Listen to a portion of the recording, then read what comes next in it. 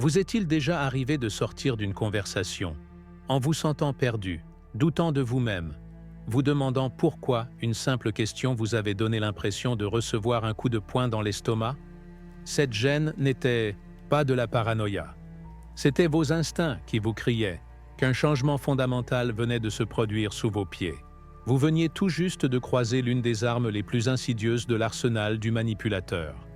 La question instrumentalisée. La plupart des gens croient que les menteurs se contentent d'énoncer des propos mensongers. Ils imaginent la tromperie sous la forme de fabrications audacieuses ou de contradictions flagrantes. Mais les manipulateurs les plus dangereux mentent rarement de façon directe. Ils dissimulent plutôt leur tactique de contrôle derrière des questions qui, à première vue, semblent innocentes, voire bienveillantes. Ce ne sont pas de véritables demandes de vérité ou de compréhension. Ce sont des grenades psychologiques, destinées à faire exploser votre confiance et à remodeler la réalité à leur avantage. Ce soir, nous allons dévoiler 5 questions précises qui devraient vous donner des frissons dès que vous les entendrez. Plus importante encore, nous vous armerons de la sagesse stoïcienne ancestrale qui vous transformera de proie en prédateur. À la fin de cette conversation, vous ne céderez plus jamais votre pouvoir à quiconque confond votre gentillesse avec de la faiblesse. Le champ de bataille n'est pas là où vous le croyez. Tant que vous vous concentrez sur les mots prononcés, la vraie guerre se déroule dans votre esprit. Les manipulateurs savent ce que la plupart des gens ignorent. Celui qui contrôle les questions contrôle la conversation. Et celui qui contrôle la conversation contrôle l'issue. Pensez à la dernière fois où quelqu'un vous a rabaissé en quelques mots. Il n'a pas eu besoin d'élever la voix ou de proférer des menaces. Il a simplement posé la bonne question au bon moment. Et soudain, vous vous êtes retrouvé à expliquer, à vous défendre, à justifier. Vous aviez été manœuvré dans une position où leur confort comptait plus que votre vérité. Ce n'est pas un accident, c'est une stratégie. Les anciens stoïciens faisaient face à la même guerre psychologique il y a 25 siècles. Ils ont développé des cadres mentaux que la psychologie moderne ne commence à peine à comprendre. Épictète, esclave, devenu l'un des plus grands philosophes de l'histoire, savait intimement comment les dynamiques de pouvoir s'opèrent à travers le langage. Il enseignait que nous ne souffrons pas des événements eux-mêmes, mais de nos jugements à leur sujet. Lorsqu'on vous pose une question piégée, on cherche à détourner votre processus de jugement. Marc Aurèle, qui commandait des armées et dirigeait un empire, a beaucoup écrit sur la nécessité de conserver sa souveraineté intérieure quand d'autres cherchent à vous déstabiliser. Son journal intime révèle un homme défendant constamment son territoire mental contre des courtisans, des sénateurs et des généraux qui usaient de manipulations subtiles pour faire avancer leurs propres desseins. Les techniques qu'il développa pour l'autodéfense psychologique restent d'une efficacité redoutable aujourd'hui. Sénèque, conseiller d'empereur et l'un des hommes les plus riches de Rome, comprenait comment on utilise la manipulation émotionnelle pour extorquer des concessions. Ces lettres contiennent des stratégies détaillées pour repérer quand quelqu'un tente de vous rendre responsable de ses sentiments ou de ses échecs. Les puissants, découvrit-il, maintiennent souvent leur position non grâce à une supériorité de compétences, mais grâce à une maîtrise supérieure de la manipulation. Ces philosophes ont forgé ce qu'ils appelaient l'apatheia, qu'il ne faut pas confondre avec l'apathie moderne, c'est-à-dire l'indifférence, mais plutôt comprendre comme un état d'observation clair et inébranlable. Quand quelqu'un tente de vous déstabiliser par des questions instrumentalisées, l'apatheia vous permet de rester présent sans réagir impulsivement. Vous observez leur stratégie sans vous laisser emporter par le courant émotionnel qu'ils cherchent à créer. La première question drapeau rouge, qui doit immédiatement mettre vos défenses en alerte, est d'une simplicité trompeuse. Pourquoi es-tu si sensible? Ce n'est pas une demande d'information. C'est une frappe chirurgicale contre votre droit à éprouver des émotions et à fixer vos limites personnelles. Celui ou celle qui pose cette question a identifié quelque chose qui vous tient à cœur et cherche à instrumentaliser votre bienveillance contre vous. Le message caché dans cette question est désastreux. Vos réactions émotionnelles seraient déraisonnables, vos limites excessives, et votre malaise la preuve d'une faiblesse personnelle plutôt que d'une préoccupation légitime. On fait passer votre capacité saine à reconnaître et répondre à un comportement problématique pour un défaut de caractère qui nécessite correction. Quand on vous demande pourquoi vous êtes si sensible, on ne cherche pas à comprendre, on exige votre reddition. On veut que vous présentiez des excuses pour avoir fait confiance à vos instincts, que vous soyez honteuse de votre intelligence émotionnelle et que vous baissiez vos défenses pour reprendre le comportement qui a déclenché votre réaction. Au départ, Sénèque écrivait que nous souffrons plus dans l'imagination que dans la réalité, et les manipulateurs exploitent magistralement cette vérité. En insinuant que votre sensibilité est le problème, ils vous invitent à vous percevoir comme foncièrement défaillante. Une fois que vous admettez ce récit, vous commencez à surveiller vous-même vos réponses, à réprimer vos instincts et à leur accorder la permission de franchir des limites qui existent pour de bonnes raisons. La réponse stoïcienne à cette manipulation est à la fois élégante et dévastatrice. Au lieu de défendre vos réactions émotionnelles ou d'expliquer pourquoi leur comportement vous inquiète, vous reformulez simplement la sensibilité en perception aiguë. Je suis observateur RIS. Pouvez-vous répondre calmement en maintenant le contact visuel? Est-ce que ça te dérange? Ce retournement inattendu brise souvent la contenance du manipulateur, qui s'attendait à de la défensive, pas à une redirection confiante. La deuxième question qui doit déclencher une méfiance immédiate est tout aussi insidieuse. Tu me fais confiance, non? Cette question déguisée en souci pour la relation est en réalité une exigence de crédibilité imméritée. Les personnes fiables démontrent leur fiabilité par des actions constantes dans le temps. Elles n'ont pas besoin de demander la confiance, elles l'ont déjà gagnée par leur comportement. Quand on vous demande si vous avez confiance en eux, c'est souvent qu'ils se préparent à agir de manière indigne de confiance ou qu'ils savent déjà avoir agi de la sorte. La question crée un faux dilemme. Soit vous leur faites entièrement confiance, soit vous êtes un con suspicieux, déraisonnable. On cherche à faire passer votre scepticisme sain pour un défaut personnel. La menace silencieuse qu'elle contient est profonde. On vous suggère que l'hésitation équivaut à la déloyauté, que les questions égalent la trahison, et que la foi aveugle est la seule réponse acceptable. On cherche à établir que d'examiner leurs actes ou leurs motivations est fondamentalement répréhensible. Épictète enseignait qu'on ne peut apprendre à quelqu'un qui pense déjà tout savoir.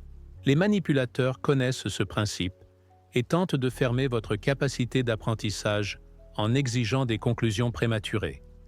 Ils veulent que vous cessiez de recueillir des informations, que vous arrêtiez de poser des questions et que vous acceptiez sans cesse leur version des faits. La tactique stoïcienne face à cette manipulation consiste en un ralentissement délibéré. Au lieu de vous empresser de les rassurer, vous vous arrêtez, respirez et répondez avec clarté. La confiance se construit par la cohérence. Me demandes-tu d'ignorer mon jugement? Cette réponse les force soit à fournir des preuves de leur fiabilité, soit à révéler leur inconfort face à l'examen critique. Leur réaction à cette réponse raisonnable vous en dira plus que n'importe quel discours.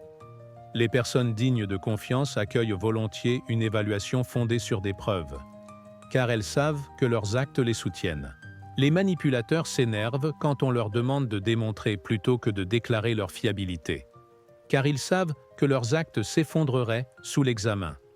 La troisième manipulation, déguisée en question innocente, est peut-être la plus sophistiquée sur le plan psychologique. Tu m'accuses de quelque chose? Cette question est une technique de diversion magistrale qui transforme leur comportement problématique en votre suspicion problématique.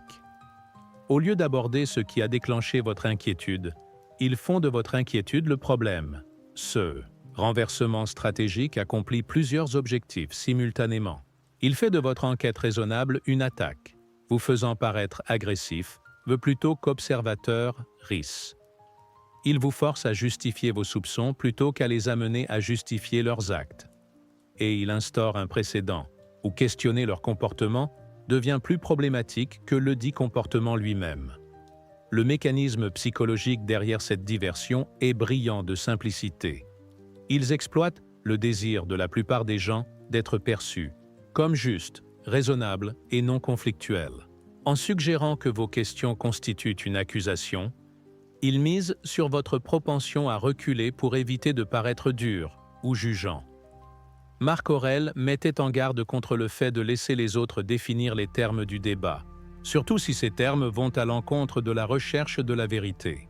Quand on vous demande si vous l'accusez de quelque chose, on tente de faire passer la quête de preuves pour une agression. La contre-attaque stoïcienne est d'une efficacité dévastatrice. Le silence accompagné de précision. Vous maintenez le regard, marquez une pause délibérée, puis demandez simplement « Dois-je l'être ?» Cette assurance inattendue paralyse complètement leur stratégie de diversion, car ils s'attendaient à de la panique, pas à de la puissance. 9 fois sur 10, cette réponse les fait bégayer ou s'agiter, car ils avaient prévu de vous voir défensif, pas assuré dans votre questionnement. Votre refus de céder à leur recadrage comme attaque les ramène inévitablement à la question initiale qu'ils tentaient d'éviter. La quatrième question qui doit déclencher tous vos systèmes de défense psychologique se fait presque tendre dans son ton. « Te mentirais-je jamais ?» Ce poison emprisonné dans un velours moral se présente comme un scandale moral, comme si la seule idée d'une tromperie était tellement absurde que seule une personne cruelle pourrait y songer. La manipulation contenue dans cette question est extraordinairement subtile. En feignant l'indignation morale face à l'idée de mentir, ils vous invitent à les voir comme fondamentalement incapables de tromper.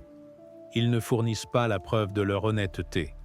Ils exigent que vous fournissiez la preuve de leur vertu en déclarant leur innocence sans enquête. S'il n'y avait pas de mensonge, la rassurance viendrait d'actions transparentes et de faits vérifiables, non de démonstrations théâtrales d'innocence blessée. Quand on vous demande si on vous mentirait jamais, c'est généralement parce qu'on l'a déjà fait et conteste si vous en doutez. La question instaure un cadre moral fallacieux où douter d'eux devient un signe de votre mauvais caractère, plutôt que le reflet de leur comportement douteux. Il parie que votre désir d'être une personne confiante et bienveillante l'emportera sur vos instincts de protection. Sénèque comprenait que la manipulation morale se pare souvent des oripeaux de la vertu. Quand quelqu'un exige que vous prouviez sa bonté en ignorant les preuves de sa tromperie, il n'appelle pas à votre meilleure nature, il l'exploite. La réponse stoïcienne refuse de jouer selon ce cadre moral. Au lieu de répondre à la question de savoir s'il mentirait, vous pivotez pour vous concentrer sur la vérifiabilité. La vraie question est « Est-ce que je m'en apercevrai ?» Ce focus sur votre capacité à détecter la tromperie plutôt que sur leur capacité à mentir pulvérise complètement leur stratégie, car ils ne peuvent pas vous demander de feindre un manque d'observation que vous n'avez pas. La cinquième, et sans doute la plus épuisante des manipulations, se présente sous les atours de la raison. Ne pourrions-nous pas simplement passer à autre chose? Cette question déploie la tactique de la fatigue, cherchant à user votre persévérance jusqu'à ce que la vérité reste ensevelie sous le poids d'une urgence artificielle. Cette injonction à passer à autre chose remplit plusieurs fonctions pour le manipulateur. Elle impose des délais arbitraires pour vos enquêtes, suggère que poursuivre les questions serait déraisonnable ou obsessionnel, et fait de leur inconfort face à la responsabilité votre problème à résoudre, par un abandon pur et simple. Cette question survient souvent après qu'ils ont fourni des explications insuffisantes, détourné les questions substantielles ou offert des assurances qui n'adressent pas les véritables enjeux que vous avez soulevés. Plutôt que d'améliorer leurs réponses, ils veulent déclarer la conversation close et vos préoccupations officiellement rejetées. Marc Aurèle écrivait « Si quelque chose n'est pas juste, ne le fais pas. Si quelque chose n'est pas vrai, ne le dis pas. » Les manipulateurs savent que la plupart des gens finiront par accepter des vérités incomplètes ou abandonner des inquiétudes légitimes si on les presse d'aller de l'avant. La pression psychologique derrière cette question est importante parce qu'elle semble raisonnable en apparence.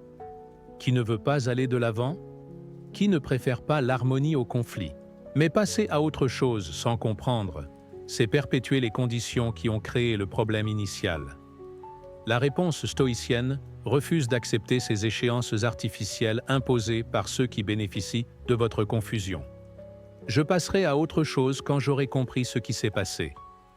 Cette patience ancrée leur refuse la porte de sortie de votre fatigue et maintient la focalisation sur la véritable question plutôt que sur leur confort. Leur réaction à cette limite raisonnable révèle leur véritable priorité.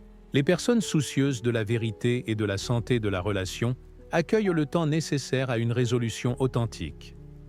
Les manipulateurs s'énervent de plus en plus quand on rejette leur calendrier pour éviter d'être tenus responsables. À travers ces 5 questions instrumentalisées, des motifs récurrents émergent et dévoilent la psychologie sous-jacente de la manipulation. Chacune cherche à présenter vos réponses saines comme déraisonnables. Chacune instaure de faux délais, de faux cadres moraux ou de faux choix binaires favorables aux manipulateurs. Le cadre stoïcien offre des outils constants pour la reconnaissance et la riposte. L'observation avant la réaction vous empêche d'être emporté par le courant émotionnel qu'ils tentent de créer. Le détachement calme vous permet de voir leur stratégie clairement sans devenir défensif. Le questionnement principiel redirige la conversation vers la vérité, plutôt que vers leur confort. Peut-être plus important encore, la philosophie stoïcienne redéfinit les caractéristiques que les manipulateurs cherchent à transformer en faiblesse. La sensibilité devient un radar précoce. Le scepticisme sain devient une précaution appropriée. Le fait de poser des limites devient de l'amour-propre. Les questions redeviennent des outils de découverte plutôt que des armes d'attaque. La personne qui demeure éveillée pendant ces conversations devient réellement redoutable pour les manipulateurs, car elle ne peut pas être poussée à des conclusions hâtives ni honteuses d'abandonner des préoccupations légitimes. Elle n'a pas besoin de validation extérieure de ses perceptions, ayant appris à faire confiance à son propre jugement. Les manipulateurs comptent lourdement sur le désir de leur cible d'être perçue comme raisonnable, confiante et harmonieuse. Ils exploitent ces qualités positives en suggérant que fixer des limites, poser des questions ou faire confiance à ses instincts violerait ses valeurs. Le stoïcien sait que la véritable raison exige des preuves, que la confiance authentique requiert une démonstration et que la paix réelle ne peut se bâtir sur une vérité dissimulée. Au-delà des questions spécifiques, les manipulateurs œuvrent sans cesse à altérer vos réponses émotionnelles à la pensée logique. Ils veulent que vous vous sentiez coupable d'être analytique, honteux de poser des limites, et froid de refuser de privilégier leur confort sur votre clarté. Cette manipulation émotionnelle représente sans doute leur stratégie la plus insidieuse, car elle attaque votre relation à vos propres processus mentaux. Ils veulent que penser semble mal, que questionner semble méchant. Ils ont besoin que vous perceviez la mise en place de limites comme de la cruauté et la collecte de preuves comme de la paranoïa. Le cadre stoïcien inverse complètement ce conditionnement émotionnel. Les limites saines deviennent des expressions d'amour-propre plutôt que des barrières aux relations. Les questions rigoureuses deviennent des outils de vérité plutôt que des armes de suspicion. La quête de la paix fondée sur la compréhension plutôt que sur l'évitement devient une vertu plutôt qu'un obstacle. La prise de conscience de ces schémas procure une immunité à leur efficacité. Quand vous reconnaissez que quelqu'un est plus mal à l'aise à cause de vos questions qu'enthousiaste à apporter des éclaircissements, vous avez identifié un point de données crucial. Lorsqu'il semble plus investi à interrompre votre enquête qu'à répondre à vos préoccupations, il a dévoilé ses véritables priorités. La liste de contrôle interne devient simple mais puissante. Qui, dans cette conversation, cherche la vérité et qui cherche le contrôle? Qui se sent plus à l'aise lorsque l'information circule et qui s'agite? Qui accueille vos questions et qui tente de vous faire honte de les poser? Votre sensibilité à ces dynamiques n'est ni une faiblesse ni de la paranoïa. C'est une reconnaissance sophistiquée de schémas qui vous protège des personnes qui confondent votre gentillesse avec la stupidité et votre confiance avec la cécité. Celui ou celle qui sait rester calme tout en demeurant immuable face à la manipulation psychologique a accompli quelque chose de véritablement puissant.